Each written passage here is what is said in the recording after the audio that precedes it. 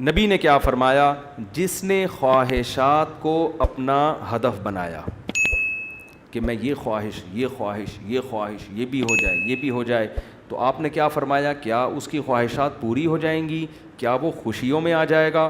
نا نا نا نا نا نا، یہ پیغمبر کہہ رہے ہیں، اللہ کے سچے پیغمبر، وہ کبھی بھی خوشیوں میں نہیں آئے گا۔ فرمایا اس کو کیا سزا ملے گی؟ جعل اللہ من کانت الدنیا ہمہ جعل اللہ فقرہ بین عینیہ، دولت کے پیچھے بھاگے گا نا تو اللہ اس کے سامنے فقر و فاقہ کا خوف رکھ دیں گے۔ سمجھ رہے ہو؟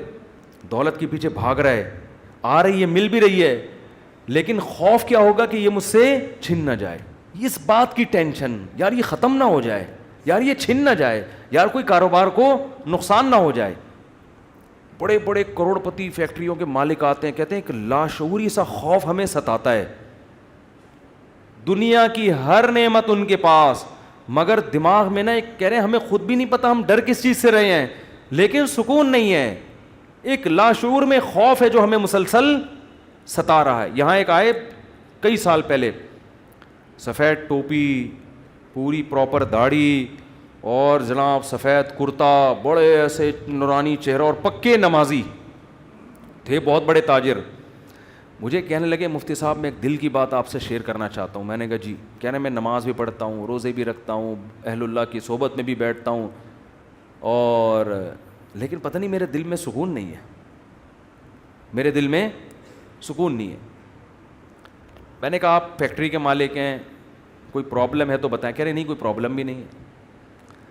میں نے کہا آپ کے ساتھ بے سکونی پتہ ہے کیا ہے؟ میں جانتا ہوں آپ کی بے سکونی، آپ کو یہ ڈر ہے کہ اس فیکٹری کا کوئی نقصان نہ ہو جائے، جیسی زندگی ابھی ہے پتہ نہیں یہ ہمیشہ ویسی رہے گی بھی یا نہیں رہے گی۔ تو نماز تو آپ نے پڑھ لی، آپ نے زکاتیں بھی دے دیں، آپ نے روزے بھی رکھ لیے، لیکن یہ جو لاشعور میں خوف ہے نا، اس خوف کا کوئی ازالہ کرنے والا نہیں ہے، کیونکہ آپ کو پتہ ہے یہ شیورٹی، یہ گارنٹی کوئی بھی نہیں لے سکتا کہ تمہیں نقصان کبھی بھی نہیں ہو سکتا، کیونکہ آپ نے اپنی زندگی میں دیکھا ہے بڑے بڑے کاروبار چلتے ہوئے ٹھپ ہو جاتے ہیں، لوگ روڈ پہ آ جاتے ہیں۔ کہہ رہے ہیں بالکل آپ صحیح کہہ رہے ہیں، مجھے یہی خوف ہے۔ میں نے کہا اس خوف کا یہ علاج نہیں ہے کہ آپ اپنے کاروبار کو ہر طرح سے سیو کر لو، یہ تو وہ تو کرنا تو چاہیے سیو، لیکن یہ علاج نہیں ہے۔ میں نے کہا اس کا علاج یہ ہے کہ آپ یہ فرض کر لو کہ یہ چھن گیا آپ سے سب کچھ، ابھی برباد ہو گئی، اللہ نہ کرے فیکٹری میں آگ لگ گئی، اب ہوگا کیا؟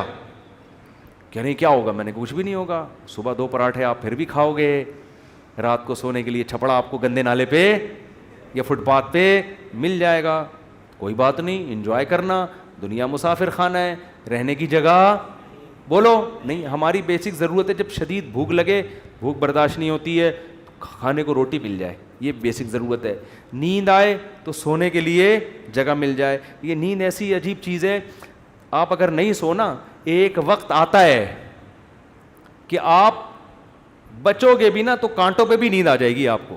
اب جیسے میرے ساتھ ہوتا ہے نا، نیند نہیں ہو رہی، ایک وقت جب بہت زیادہ جمع ہو جاتی ہے، پھر ہم نہیں بھی سونا چاہ رہے ہوتے ہیں، سو رہے ہوتے ہیں۔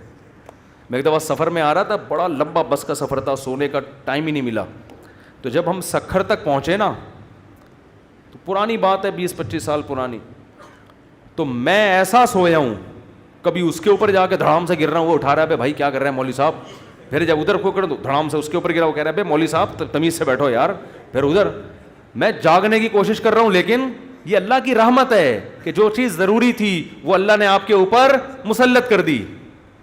تو میں نے کہا نیند کا بھی کوئی ٹینشن لینے کی ضرورت نہیں ہے، سونے کی کہیں بھی جگہ نہ ہوئی نا آپ کو، اور جب گہری نیند آتی ہے نا، انسان پہ مسلط ہوتی ہے، بے شک نرم گدا نہ بھی ہو، سونے کا مزہ خاندانی آتا ہے۔ آدمی کہتا ہے کہیں سر ٹکانے کی، کوئی بندے سے کہتا ہے تو خالی ہاتھ یوں رکھ کے کھڑا ہو جا تھوڑی دیر کے لیے، کہیں سر ٹکانے کی ذرا سی جگہ مل جائے، ایسا مزہ آتا ہے سونے میں۔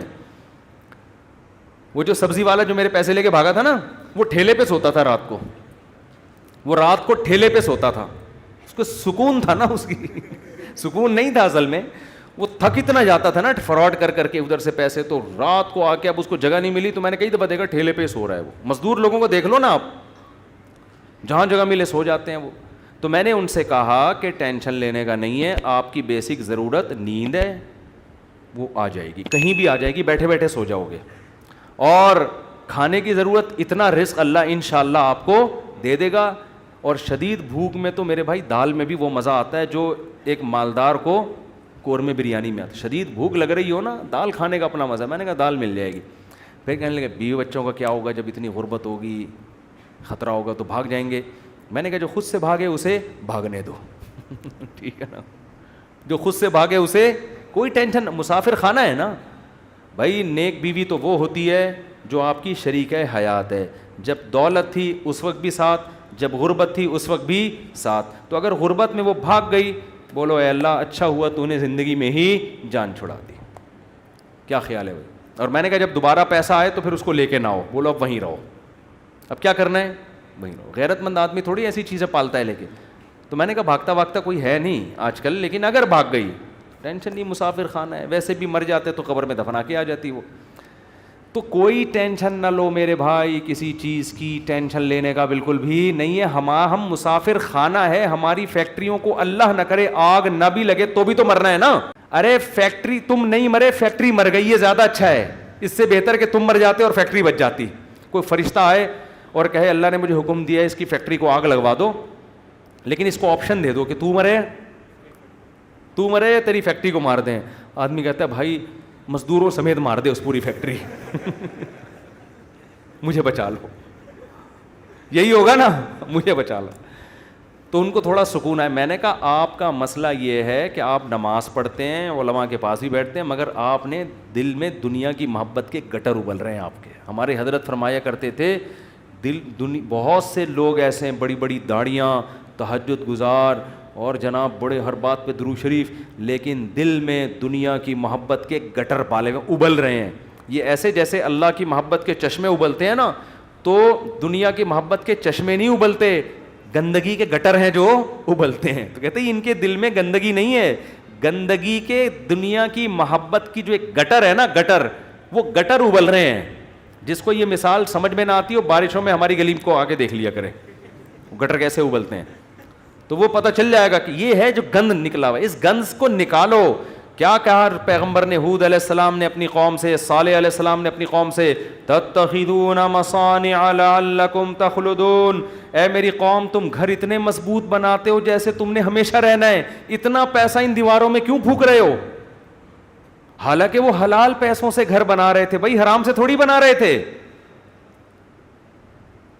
حرام سے نہیں بنا رہے. پھر بھی پیغمبر اعتراض کر رہے ہیں کہ موت کو بھول گئے ہو تم, اتنا سریا بنیادوں میں ڈالا جا رہا ہے. لوگ بتا رہے تھے ہم نے یہ سریا ڈالا. میں کہتا ہوں اپنی ہڈیوں میں تو کیلشیم ہے نہیں تمہارے, پہلے اپنی ہڈیوں میں سریا ڈالو بھائی. ہڈیاں بوسیدہ ہو رہی ہیں, کھوکھلی ہو رہی ہیں, اور مکان کی مضبوطی پہ انسان فخر کر رہا ہے.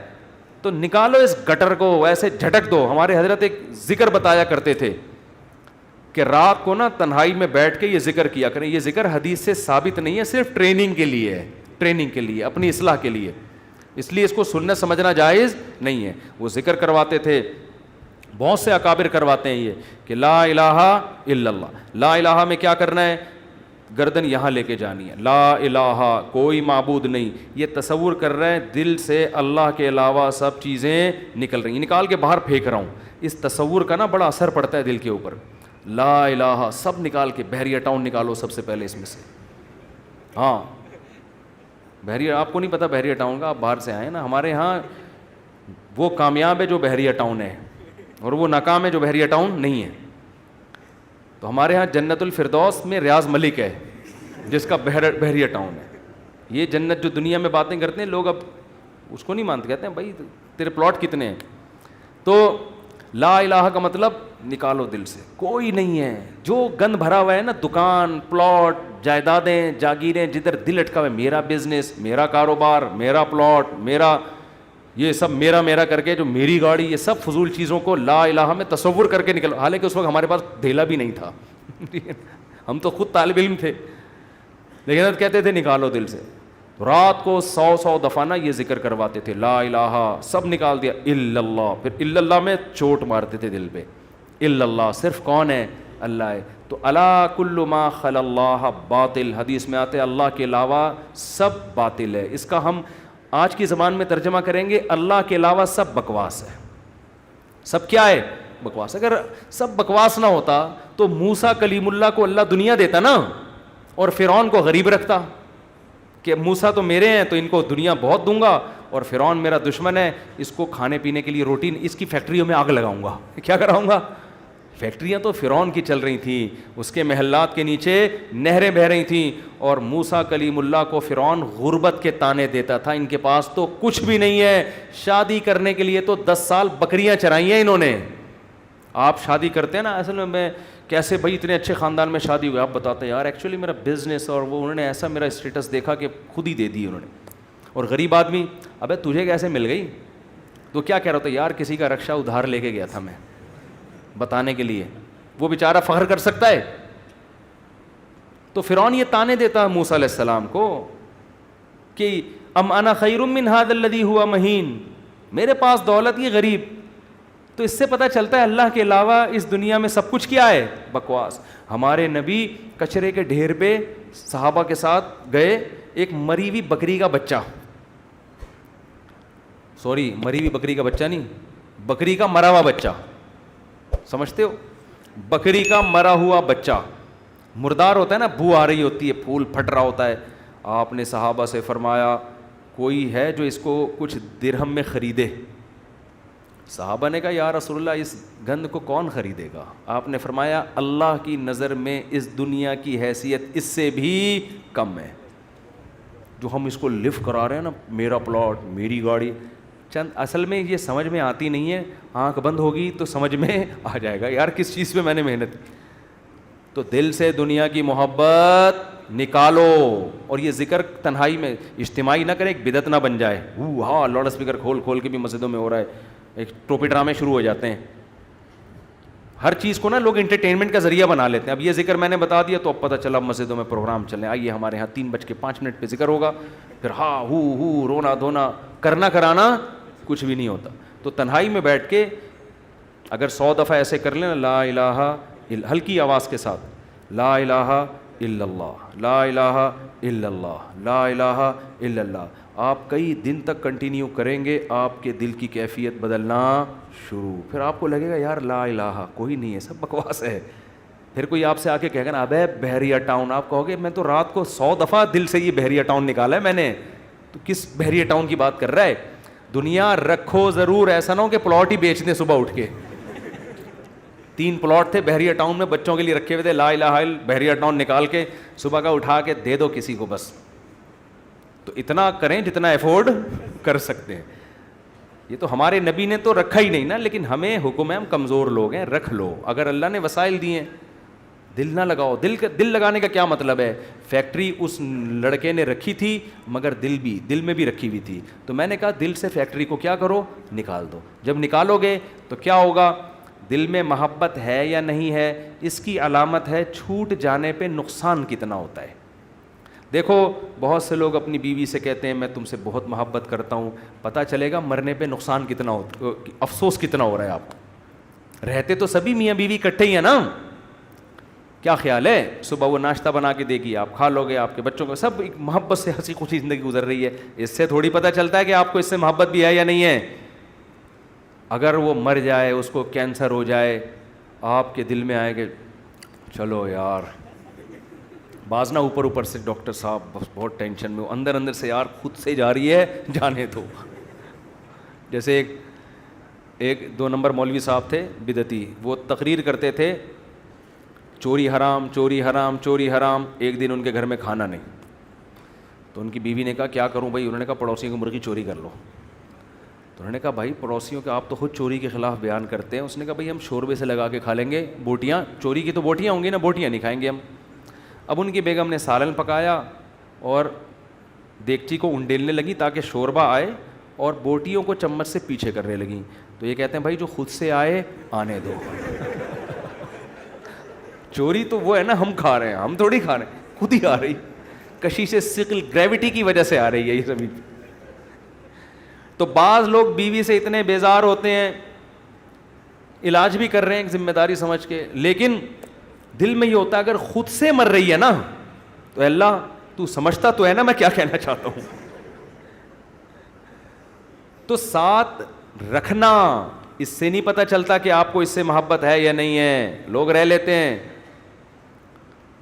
پیسہ بھی رکھ لیتے ہیں، محبت کا اس سے پتہ چلتا ہے چھوٹ جانے پہ غم کتنا ہوتا ہے. گاڑی رکھیں، بنگلہ رکھیں، چھوٹ جانے کے لیے تیار رہیں، چھوٹ گئی تو کوئی مسئلہ نہیں ہے یار. تو میں نے ان صاحب کو کہا کہ یہ فیکٹری میں ابھی سے فرض کر لو آگ لگ گئی ہے اور سب برباد ہو گیا، اب آپ دھوتی بنیان میں گھوم رہے ہو ٹھیک ہے نا، تو کیا ہوگا؟ اس میں نے کہا وہ ابھی سے فرض کر لو. تو کہنے لگا یار بڑا سکون ملا ہے. تو میں نے کہا یہ سکون آپ کا پھر ختم ہو جائے گا، پھر فیکٹری تو نکالو اس کو دل سے. اور دل سے دنیا نکالنے کا ایک بہت بہترین طریقہ ہے صدقہ کیا کرو. جب روکھڑا خرچ کرتا ہے نا دل کھنچتا ہے. ہم جو صدقہ کرتے ہیں نا اس میں ٹینشن نہیں ہوتی ہمیں، اتنا کرو جس سے تھوڑی سی تکلیف ہو کہ کیا کر دیا یار، کیا کر رہا ہوں. حدیث میں آتا ہے بہترین صدقہ وہ ہے کہ جب تم کرو تو تمہیں ڈر ہو کہ غریب نہ ہو جاؤں. تأمل الغنا و تخشى الفقر، اور نہ کرنے میں امید ہو کہ بڑا پیسہ بنا لوں گا. اس کنڈیشن میں جب کرو گے نا تو یہ سب سے بہترین صدقہ ہے. تو صدقہ کیا کرو، دے دیا کرو یار. یہ ہمارے حضرت فرماتے تھے ایک آدمی دکان سے اتنی محبت ہو گئی اس کو، ایک دن اس نے کہا کہ مجھے اتنا دکان میں دل اٹک گیا، ایک دن میں دکان بند کر کے بیٹھ گیا. میں نے کہا بھاڑ میں جائے، اپنی اصلاح کے لیے نا، کوئی بات نہیں نقصان کرو یار اپنا، ہر وقت دکان دکان دکان، ایسی کی تیسی تالا لگا کے گھر بیٹھ گیا کہ جب نارمل کنڈیشن میں ہوں گا پھر آؤں گا. جیسے کسی کو عشق ہو جائے نا کسی سے، اب مل تو رہی نہیں ہے وہ، تو عشق میں وہ پاگل ہونا شروع ہوتا ہے. تو بیوقوف لوگ کیا کرتے ہیں، ہر وقت اس کی یاد دماغ میں، ہر وقت اس کو دیکھ رہے ہیں، اس کی تصویریں دیکھ رہے ہیں، پرانے میسج پڑھ رہے ہیں، سوچ رہے ہیں. بیوقوف یہ کرتے ہیں. عقل مند کیا کرتا ہے، لعنت بھیجو یار صحیح ہے نا، نمبر ہی بلاک کر دو ایسی کی تیسی. اور جب یہ کیفیات ختم ہو جائیں گی پھر دیکھوں گا شادی ہو گئی نہیں ہوگی، دوبارہ ٹرائی کر کے کوشش کروں گا. پاکستانی چھوڑتا تو ہے نہیں، کہتے پھر 1 سال بعد دوبارہ ٹرائی کریں گے ہم. تو عقل مندی کا تقاضا ہے. تو جلدی سے بس حدیث مکمل کر دوں. نبی نے فرمایا جس نے خواہشات کو ہدف بنا لیا تو اللہ فقر و فاقہ اس کے سامنے لا کے کھڑا کر دیں گے. کروڑ پتی ہوگا مگر آگے فقر و فاقہ اس کو ڈرا رہا ہوگا، بھائی میں حملہ کر دوں گا، میں تجھے کھا جاؤں گا. اس خوف کی وجہ سے لائف کو انجوائے نہیں کرے گا. وہ جعل اللہ فقرہ بین عینیہ وفرق علیہ شملہ. دوسری سزا دنیا میں اس کو یہ ملے گی کہ اس کی فکروں کو بکھیر دیں گے اللہ تعالیٰ. اتنے مسائل ہوں گے کہ میرا یہ صرف ایک پیسہ مسئلہ نہیں ہوگا، یار یہ کام بھی ہو جائے، یار یہ بھی ہو جائے، یار یہ بھی ہو جائے، یار فلاں سے تعلقات بھی ٹھیک ہو جائیں، یا لوگ میری مخالفت کرنے وہ بھی چھوڑ دیں، یار وہ فلانا. یعنی وہ اتنے انڈے بچے ہوں گے کہ سارے انڈوں سے چوزے نکلیں، تو اس کی یہ خواہش ہوگی. حالانکہ کبھی مرغی کے سارے انڈوں سے چوزے نکلتے ہیں؟ 2-4 تو خراب ہو جاتے ہیں نا.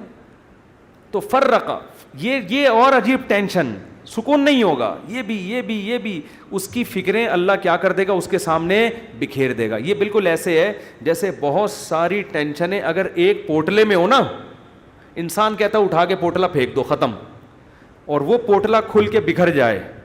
ایک ٹینشن وہ ہے، ایک ٹینشن وہ ہے، ایک ٹینشن وہ، اس کو کمبخت کو سمجھ میں ہی نہیں آئے گا ان ٹینشنوں سے میں جان چھڑانا شروع کون سی والی ٹینشن سے کروں، میں کون سی والی ٹینشن کو میں پہلے پھینکوں. پھر اتنی بکھری ہوئی ہوں گی اس میں ڈوبا ہوا ہوگا وہ.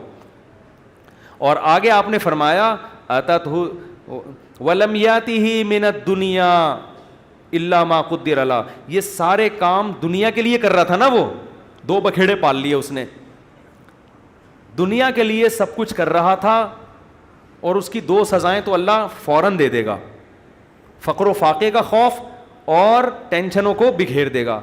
یہ 2 ٹینشنیں تو چلو ہم کہتے یار دنیا مل جاتی تو چلو یہ ٹینشنیں بھی قبول ہیں. اللہ کہتے ہیں ملے گی اتنی جتنی مقدر ہے. نبی نے فرمایا ملے گی اتنی نہیں جتنی اس کی چاہت ہے، اتنی جتنی اللہ نے لکھی ہوئی ہے. اگر یہ زیادہ کی کوشش کرے گا تو ہو سکتا ہے دھیلا بھی نہ ملے، اور ہو سکتا ہے ڈبل مل جائے. تو یہ بھی اس کی چاہت پہ نہیں ہے، یہ کس کی چاہت پہ ہے؟ اللہ کی. تو یقینی پھر بھی نہیں ہے وہ. پھر میں چٹکلا سنا دوں نا، یقینی پھر بھی نہیں ہے. ایک آدمی کو بیوی اچھی نہیں لگتی تھی، بیچاری نے ہر طرح سے کوشش کر لی کہ میں اپنے میاں کو اچھی لگوں، اچھی پھر بھی نہیں لگ رہی اس کو. ایک دن وہ بڑی خوبصورت لپسٹک اور خوبصورت زیور اور خوبصورت ساڑی اور بڑا خوبصورت لباس، ہر چیز بڑی VIP پہن کے آ گئی. اب یہ بیوی کی تعریف کر رہے ہیں، یار کیا خوبصورت چوڑیاں پہنی ہوئی ہیں. کہہ رہی تھینک یو، آپ کا بہت شکریہ. کیا خوبصورت ساڑی. کہہ رہی وہ لڈو پھوٹ رہے ہیں کہ آج تو میرا میاں بڑا خوش ہے. بہت اچھا ماشاءاللہ ڈریس آپ نے, کیا خوبصورت لپسٹک, ایک ایک چیز کی تعریف کر کہتے ہیں اچھی پھر بھی نہیں لگ رہی, اتنا کچھ اچھا پہنا ہوا ہے مگر تو پھر بھی اچھی نہیں لگ رہی. یہ مطلب ہے اس حدیث کا کہ اتنی ٹینشنیں اٹھانے کے بعد ہو سکتا ہے دنیا ملے پھر بھی نہیں, وہیں کا وہیں کھڑا رہے جہاں سے چلا تھا. اور اس کے مقابلے میں آپ نے فرمایا من کانت الآخرۃ ہمہ, جس نے اس دنیا کو پسے پش ڈال کے کہا میرا ہدف آخرت ہے, یہ دنیا اصل ہدف ہے ہی نہیں, ملے ٹھیک ہے نہیں ملے ایسی کی تیسی, یہ ایسی کی تیسی یاد رکھ لیں. ملے ٹھیک ہے بحریہ ٹاؤن میں پلاٹ مل گیا ٹھیک ہے, نہیں تو گندے نالے پہ لے لیں گے, مل گیا ٹھیک ہے نہیں تو ریڈی لگا لیں گے, مل گیا ٹھیک ہے نہیں تو ویسے ہی بیٹھ جائیں گے, ٹھیک ہے نا. یہ جس کا یہ خوف, اور اصل کیا ہے آخرت, مجھ سے گناہ نہ ہو جائے کوئی, اگر ہو جائے تو جلدی سے توبہ کر کے اللہ کو مناؤں. آپ نے فرمایا جس نے آخرت کو ہدف بنا لیا, جنت تو بعد میں ملے گی, کچھ انعامات دنیا میں ملنا شروع ہو جائیں گے. پہلا انعام جعل اللہ شملہ جمع لہ من کانت الآخرۃ ہمہ جعل اللہ غناہ فی قلبی. اس کو فقر و فاقہ کا خوف تھا نا, فرمایا اس کے دل میں اللہ غنا, اس کے دل کو مالدار بنا دے گا. اس کو ایسا لگے گا یار جتنی میری ضرورت نہیں ہے اللہ نے رزق کی بالٹیاں میرے اوپر انڈیل دی ہیں, میری ضرورت صبح 2 روٹی کی ہے اور روٹی کے بجائے اللہ پراٹھے کھلا رہا ہے. عجیب بات ہے یا نہیں ہے, میری ضرورت تھی صرف چائے پراٹھا مل جائے اور اللہ مجھے انڈے بھی کھلا رہا ہے. نہیں یار یہ سمجھ میں تو رہنے دو, بس یہ آخری ہے, آپ لوگ بھی بہت تھک گئے ہوگے نا. میری ضرورت تھی کہ میں کسی طرح بس روٹی اور پانی مل جائے نوالا حلق میں اتار لوں, کیونکہ مسافر خانہ ہے نا. ارے بس میں سفر کر رہے ہو, ٹرین میں سفر کر رہے ہو, شدید بھوک لگ رہی, آدمی کہتا ہے یار 2 نوالے کہیں اسٹیشن سے خرید کے لے آ, آگے پپو کا گھر آنے والا ہے پشاور میں, چاچو کا گھر آنے والا ہے, تو مزے ہی مزے بکرے رکھے ہوئے ہیں وہاں پہ, سفر کی ٹینشن تھوڑی لے گا, پھر کیوں لے گا ٹینشن وہ. لوگ کہتے ہیں یہ سیٹ سفر میں تجھے جو ہے نا ٹرین میں بڑی بہترین سیٹ ملی لیکن تیری نہیں ہے, یہ تجھے چھوڑنی پڑے گی. آدمی کا تو کیا مسئلہ ہے یار, میری ہو وسیم بھائی کی ہو, مجھے تو بیٹھنے سے مطلب ہے. تو کہتا ہے گھر میرا ذاتی ہو یا کرائے پر ہو, رہنے سے مطلب ہے. بنایا وسیم بھائی نے کروڑوں روپے کا, 20-25 ہزار کرایہ دے کے میں رہ رہا ہوں, لائف کو انجوائے میں کر رہا ہوں. بیوقوف وہ ہے جس نے بنایا. سمجھ میں آ رہی ہے کہ نہیں آ رہی؟ یار تمہارے پاس اپنی گاڑی نہیں, تم ٹیکسیوں میں جاتے ہو, کوئی بات نہیں یار, ٹیکسی خریدی اس نے, میں 500 روپے دے کے سفر میں کر رہا ہوں. تو میری ضرورت تو نہیں تھی, لوگوں تو پیدل سفر کیے ہیں اتنے لمبے لمبے. موسیٰ علیہ السلام تو مصر سے مدین پیدل گئے ہیں, اور ہم یہاں سے صدر پیدل نہیں جا سکتے, تو ہماری ضرورت تھوڑی ہے. لیکن اللہ نے اتنا احسان کیا, گرین بس بنا دی بھائی. امام مہدی کے آنے سے پہلے کراچی میں گرین بس چل پڑی, سبحان اللہ. جس کراچی میں گٹروں کے ڈھکن نہیں ہیں اس پر اللہ نے اتنا انعام کیا, گرین بس چل رہی ہے. اور کچھ لوگ تو ہمارے ایسے ہیں 50 روپے دیکھ کر صبح سے لے کے رات تک ایئر کنڈیشن کے چکر میں بیٹھ گئے, وہ کہ گھر میں گرمی لگ رہی ہے تو 50 روپے دو اور اے سی میں لائف کو کیا کرو, انجوائے کرو. ایسے بھی لوگ ہیں, وہ سنا ہے پھر انہوں نے کوئی قانون چینج کیا. شروع میں ایسا آیا تھا کہ 50 روپے تو بیٹھے رہو, کوئی نہیں پوچھے گا, تو لوگ صبح فجر کے بعد جا کے بیٹھ گئے کھانا وانا لے کے, رات کو اتر کے گھر آ گئے. انہوں نے کہا سارا دن آج ٹھنڈک میں ہم نے گزارا ہے, ٹھیک ہے نا. تو نبی نے فرمایا جعل اللہ غناہ فی قلبی, اللہ اس کے دل میں غنا. تبھی تو میں نے بعض غریبوں کو بڑی پرسکون لائف میں دیکھا ہے. ایک غریب کے 10-15 بچے تھے, میاں بیوی اور پھر ماں باپ بھی اسی کے ساتھ, اور وہ موسمبیاں بیچتا تھا ٹھیلے پہ.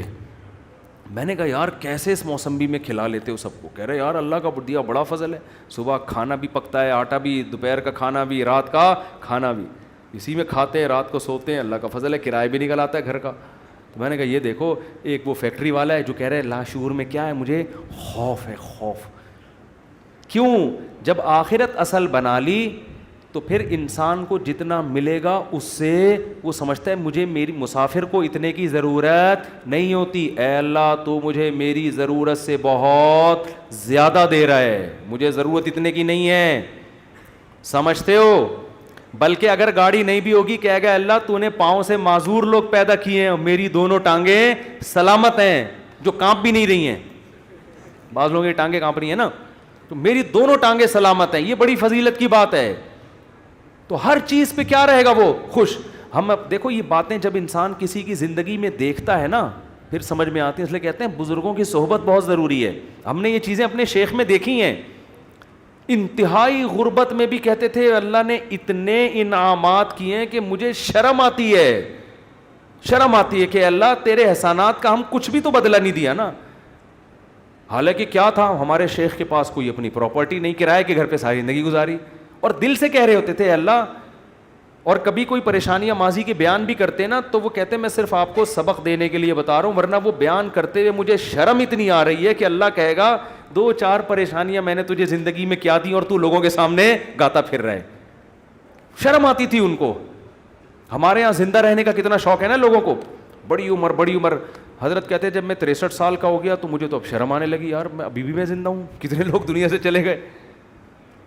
اب ایسا نہ ہو کسی بوڑھے کو جا کے آپ کہیں کہ آپ کو شرم آنی چاہیے, یہ تو بھائی بدتمیزی کی بات ہوگی. بوڑھوں کے لیے دعا کریں اللہ ان کو اور زیادہ لمبی عمر دے, کیونکہ جب آپ 63 کے ہو گے آپ کو شرم ورم نہیں آئے گی, آپ کہوگے یار کسی طرح بچ جاؤں میں, اور کوشش بھی کرو ان کو بچانے کی. کیونکہ بعض بیوقوف ہوتے ہیں.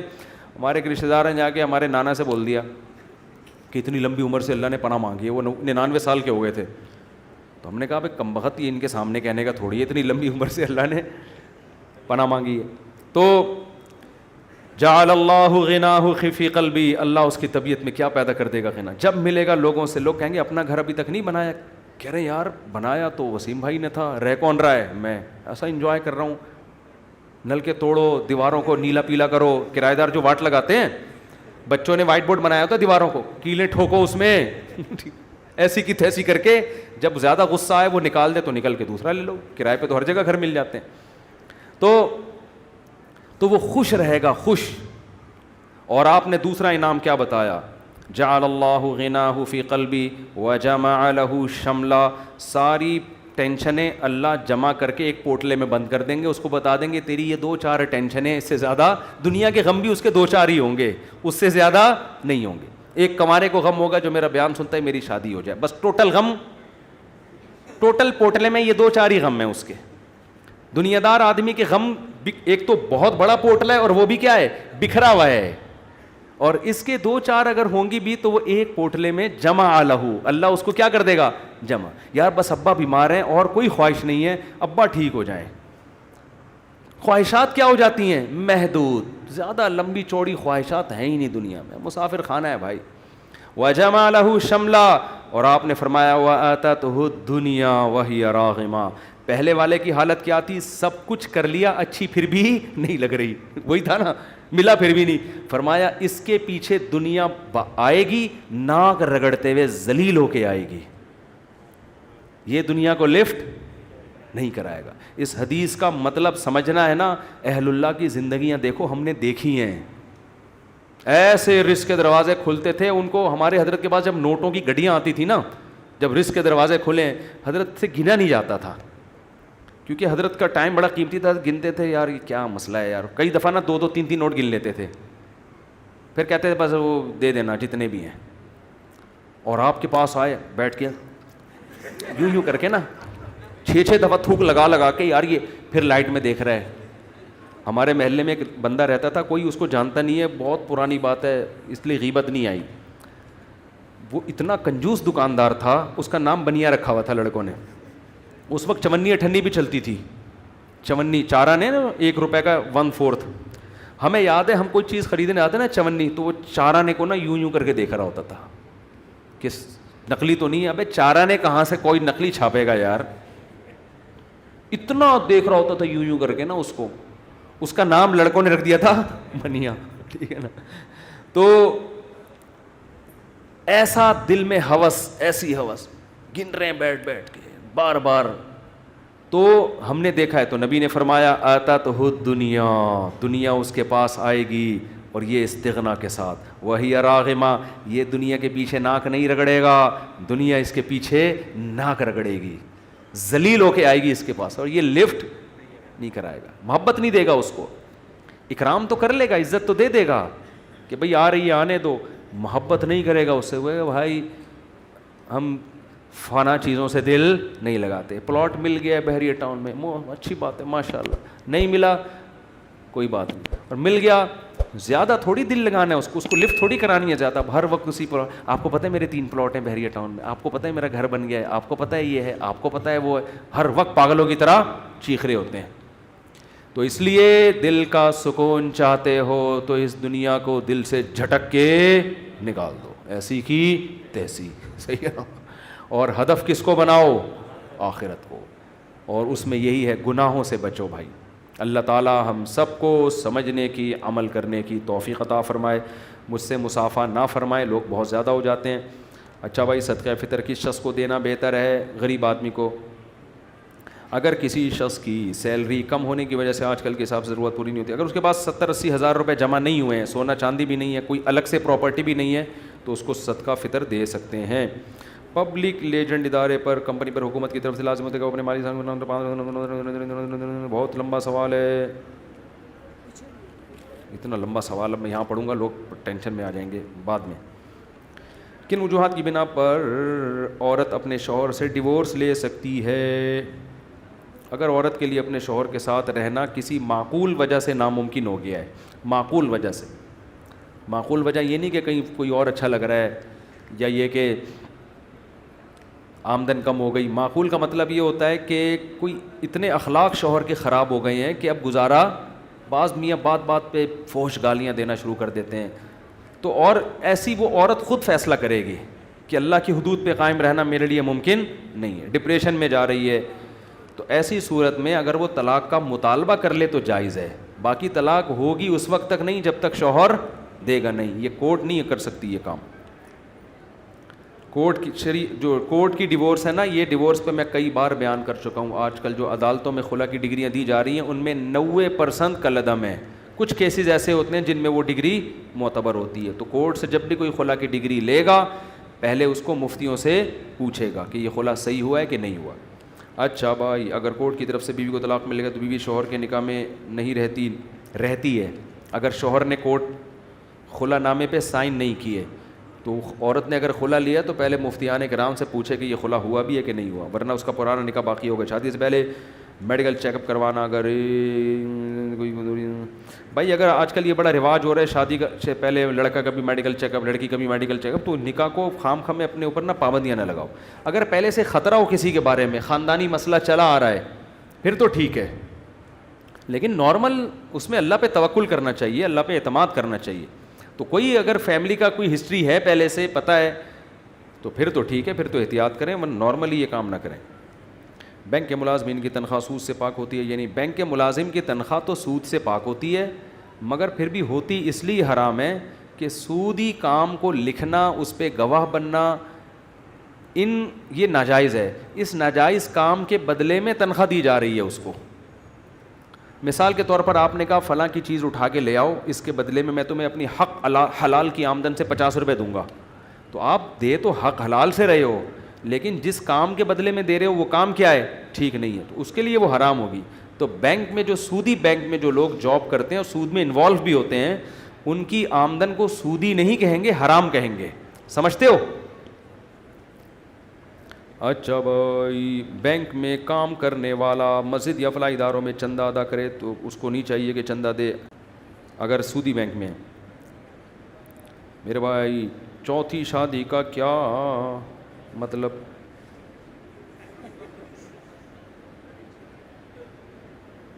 انہوں نے کوئی اپنا پرسنل مسئلہ ہے,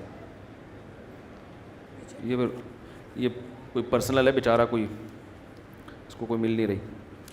میں صدقہ اور زکوٰۃ دونوں دیتا ہوں, کیا صدقہ کم کر کے زکوٰۃ میں, بعد میں پڑھوں گا, اتنا لمبا چوڑا خط ہے کیا لکھا ہوا ہے, کیا صدقہ کم کر کے زکوٰۃ دے دیا کروں؟ جی ہاں, زکوٰۃ صدقے میں زکوٰۃ کی نیت کر لیں احتیاطاً, تاکہ کوئی کمی بیشی ہوئی ہو تو وہ پوری ہو جائے. فطرہ دوبارہ دینا ہے, پہلے کشمکش سے, اچھا کشمش سے کم دیا تھا, کشمش سے دیا تھا, اب کسی اور چیز سے دے دوں؟ سبحان اللہ, 6 دفعہ دے دیں آپ, 1 دفعہ دینا فرض ہے, باقی دیتے چلے جائیں. ہر مہینے میں صدقہ نکالتا ہوں, کیا یہ صدقہ ان مدرسے کے محتمم کو بھی دے سکتا ہوں جن سے مجھے دنیاوی فائدہ بھی ہو؟ بھئی ایسی جگہ جائیں جہاں دنیاوی مفاد نہ ہو, تاکہ ثواب بالکل خالص رہے. مدارس کو دیا کریں زکوٰۃ, جو صحیح مدرسے ہیں. میری 5 بیٹی اور 1 بیٹا ہے, دعا کریں اللہ ان کے نصیب اچھے رہے اور صحت میں. دل سے دعا ہے جی. میری 2 ماہ کا بھائی، ہمارے یہ بھانجے ہیں نا، ان کے چچا انور صاحب، چچا نہیں ان کے ابو کے چچا انور صاحب ماڑی پور میں، ہماری بھی بڑی دوستی تھی، ان کا بھی انتقال ہو گیا، ان کے لیے بھی خصوصی دعا کریں، اللہ مغفرت فرمائے۔ میرا 2 ماہ کا بھتیجا بیمار ہے، رات بھر روتا ہے، دعا کریں اللہ تعالیٰ شفا دے، دل سے دعا ہے جی۔ دیکھو مائیں کو بچے جب تنگ کرتے ہیں نا، روتے ہیں، ٹینشن دیتے ہیں، تو ماں مایوس نہ ہوا کرے، اس پہ بہت اجر ملتا ہے۔ مسلمان ماں جب بچہ پالتی ہے نا تو اپنی اولاد سمجھ کے تو پالے، اللہ کی مخلوق سمجھ کے پالے۔ علماء کہتے ہیں ایک ایک قطرہ جو دودھ پلاتی ہے نا ماں، ہر گھونٹ پہ اللہ ماں کو نیکیاں دیتا ہے، ہر گھونٹ پہ۔ حالت حمل میں عورت کی موت ہو جائے تو یہ شہادت ہے، کیوں؟ اس نے اللہ کی مخلوق کو پیٹ میں اٹھایا تھا جننے کے لیے، اور یہ اس کی موت کا ذریعہ بنی۔ تو ہمارے نبی نے تو اس پہ بڑے فضائل سنائے ہیں۔ آج عورتیں مصیبت پیدا ہو گیا، کم بخت اور کم ٹینشن تھی، ایک عذاب بھی، اور پھر منع کے ابا کو ڈانٹ رہی ہوتی ہیں۔ ایک پہلے ٹینشن کم تھی، جو ایک عذاب پھلتر کی طرح لگا دیا، اس کو پکڑا نہیں ہے، پکڑ اس کو۔ اور پھر بچوں کو ڈائلاگ، تیرے منہ توڑ دوں، تیرے دانت توڑ دوں، اللہ کرے تیری زبان کاٹ دوں میں، ایسے کہہ رہی ہوتی ہیں نا۔ اللہ کرتا ہے، میرا دل چاہتا ہے کہ تیری زبان کاٹ دوں میں، تیرا گلا دبا کے تجھے مار دوں۔ پھر بچہ، پھر لگائیں گے تھپڑ، وہ اور چیخے گا، پھر اور تھپڑ لگائیں گے اور چیخے گا، پھر کہیں گے کم بخت رک تو رہا ہی نہیں ہے، پھر کوشش کریں گی پیار کرنے کی، اس طرح چپ ہو جا۔ تو بچے ہوتے ہیں غیر مقلد، حقیقت ہے۔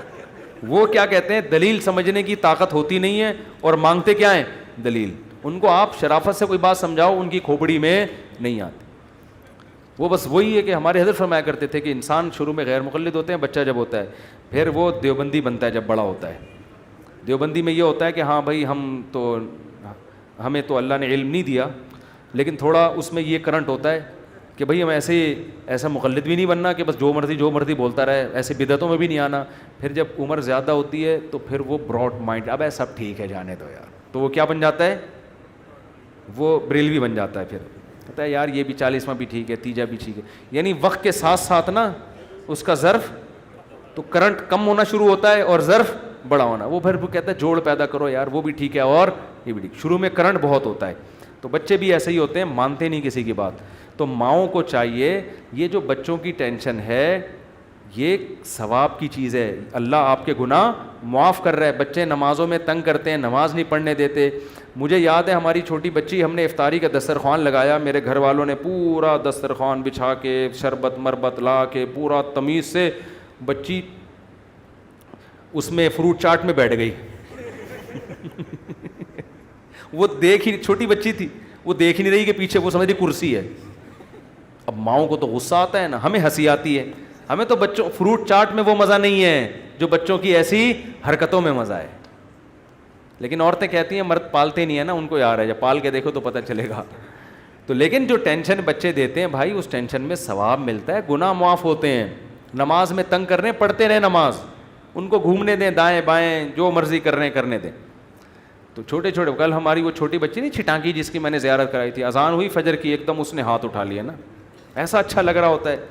پھر اس نے دیکھا بھائی سب دوپٹہ لے لیتے ہیں، تو سر پہ ہاتھ رکھ لیا اس نے، ایسے ہاتھ رکھ لیا یوں۔ تو بچوں کو تو جو بڑوں کو دیکھتے ہیں وہ کرتے ہیں، تو یہی تو بچوں کی رونق ہے گھر کے اندر۔ تو عورتوں کو چاہیے ان بچوں کو ثواب سمجھ کے پالا کریں۔ اس پہ حضرت مریم نے حضرت عیسیٰ کو پالا تھا نا، کیسا اللہ نے ان کا قرآن میں تذکرہ کیا ہے۔ اگر وہ کہتی ہیں اللہ نہیں مجھے نہیں چاہیے اولاد، تو نے بغیر شوہر کے بھی دے دی پھر بھی نہیں چاہیے مجھے، ایکچولی جیسے آج کل عورتیں کر رہی ہوتی ہیں، اصل میں یہ بچے اور یہ ہسبینڈ یہ پرانے، ایکچولی ایجوکیشن پہلے کمپلیٹ ہو جائے، پھر ہم نے کنٹری کے لیے پھر یہ کرنا ہے، پھر ہم نے یہ کرنا ہے، پھر میں ایجوکیشن کے لیے یورپ جاؤں گی، پھر میں امریکہ جاؤں گی، پھر میں وہاں یہ کروں گی، پھر وہاں کروں گی، سب کچھ کر لیا، اب مجھے فون کرتی ہیں کوئی رشتہ ہی نہیں کر رہا۔ میں کہتا ہوں بھائی جب آپ کی شادی کی عمر تھی تو آپ نے قوم کے لیے قربانیاں دیں، اب قوم آپ سے شادی کی قربانی نہیں دے گی، کیونکہ قوم کو بیوی چاہیے، کسی کی نانی۔ بولو، مجھے اچھا نہیں لگ رہا یہ جملہ کہنا، لیکن خواتین کو غیرت دلانے کے لیے، میں کسی کا مذاق نہیں اڑا رہا، لیکن غیرت دلانے کے لیے۔ اب بیچاری کسی کی عمر زیادہ ہو گئی ہے تو بھی کر لینی چاہیے شادی اس سے، لیکن لڑکے کہاں کرتے ہیں؟ مرد سب سے پہلے بیوی میں، عورت میں اٹریکشن دیکھتا ہے، کہہ رہا ہے ایجوکیشن بھی ہے وہ دوسرے درجے میں، اور یہ اس کو حق بھی ہے، اس کو اللہ نے منع تھوڑی کیا ہے۔ وہ کہے گا یار میں ڈاکٹر سے کروں اور وہ اس عمر میں مجھ سے اتنی بڑی ہو, وہ تو میں نے ڈاکٹر کوئی مارکیٹ میں کم تھوڑی ہے, علاج کرانا ہوگا پڑوس میں چلا جاؤں گا کلینک میں. لیکن میڈیا یہ بات عورتوں کو سمجھا نہیں رہا ہے کہ لڑکی کے لیے سب سے پہلے اس کا گھر بسانے کی فکر کرو, ایجوکیشن بھی کراؤ مگر وہ اس کے بعد ہے. تو یہی مسئلہ ہو رہا ہے آج کل. مغرب افطار کے 10 منٹ بعد ہوتی ہے. کیا آپ صلی اللہ علیہ وسلم صحابہ کرام میں بھی یہ عمل تھا؟ ہم نے سنا ہے کہ جو لوگ مکروہ ہو جاتی ہے. بھائی ایسا ہی ہوتا تھا. اب ظاہر ہے کچھ افطار نبی صلی اللہ علیہ وسلم نے حکم تو نہیں دیا نا کہ فوراً ایک کھجور کھاتے ہی نماز پڑھ لو, تو سہولت ہے. اس میں 2 طریقے ہو سکتے ہیں, یا تو ایک کھجور سے افطار ہو اور فوراً مغرب کی نماز ہو, پھر جا کے آپ کھانا کھا لیں. بعض علاقوں میں یہ طریقہ رائج ہے, بعض گاؤں دیہاتوں میں ہم نے دیکھا ہے مسجد میں ہی لوگ آتے ہیں, کھجور کھایا, نماز پڑھے اور پتلی گلی سے نکل لیے. اور دوسرا طریقہ پھر یہ ہے کہ افطار میں تھوڑا ٹائم دیا جائے, کیونکہ کرتے ہی نہ ادھر کا رہتا ہے نہ ادھر کا رہتا ہے یاد. 5 منٹ کا ٹائم دیا, 2 نوالے لیے اور ایسے دسترخوان کو نا حسرت سے دیکھتا ہوا جا رہا ہوتا ہے کہ یار کیا کر رہی ہے میرے ساتھ نا ظلم. تو اس چکر میں لوگ جماعت کی نمازیں چھوڑ دیتے ہیں. تو 10-15 منٹ میں کمر سیدھی ہو جاتی ہے انسان کی, یہ فائدہ ہوتا ہے اس کو.